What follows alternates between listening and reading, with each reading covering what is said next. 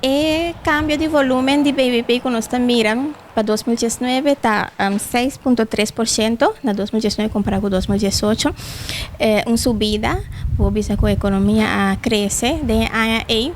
E isso aí nós podemos atribuir maioria parte na setor de Horeca. Esse estava tendo crescimento alto. Também nós por mirar com o setor de construção na 2019 também cresce, mesmo coisa que na 2018 também. O valor agregado de construção estava 23%.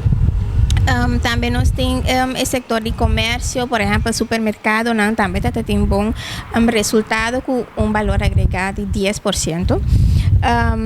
Nós miramos também com a quantidade de turistas a crescer na 2019. Também nós miramos com a quantidade de passageiros que vêm com o barco cruzeiro também a crescer. Tudo isso nós podemos aportar em subida de consumo, subida de BBP.